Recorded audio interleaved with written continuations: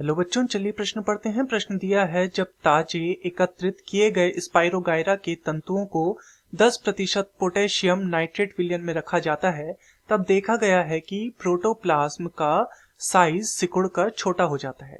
इस घटना को क्या कहते हैं? तो प्रोटोप्लाज्म यानी कि जीव द्रव्य का जो आकार है वो सिकुड़कर छोटा हो जाता है, यहाँ पर हमसे पूछा गया है। तो इस घटना के विषय में पूछा गया है कि इस घटना का नाम क्या है। तो इस प्रश्न की जो मुख्य अवधारणा है, जो मुख्य अवधारणा इस प्रश्न में निहित है, वह जीव द्रव्य या फिर प्रोटोप्लाज्म, जिसे हम बोलते हैं जीव द्रव्य के सिकुड़ने के विषय में है। जीव द्रव्य के सिकुड़न, इसके विषय में है।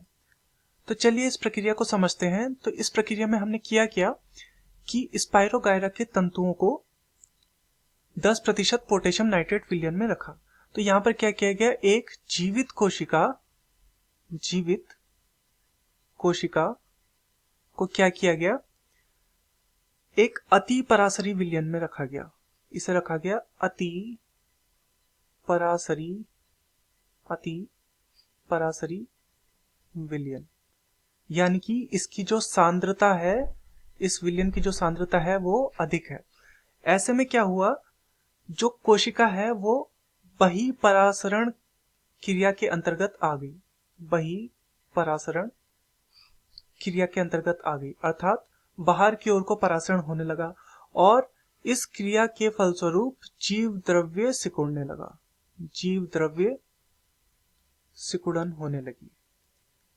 तो इस प्रक्रिया को बोला जाता है, इस प्रक्रिया का नाम है जीव द्रव्य संकुचन।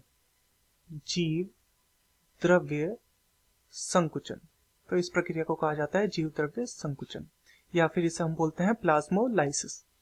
तो ये प्रश्न की ओर चलते हैं। प्रश्न में हमसे पूछा गया था कि जब ताजे एकत्रित किए गए स्पाइरोगायरा के तंतुओं को 10% पोटेशियम नाइट्रेट विलयन में रखा जाता है, तब देखा गया कि प्रोटोप्लाज्म का साइज सिकुड़कर छोटा हो जाता है। इस घटना को क्या कहते हैं?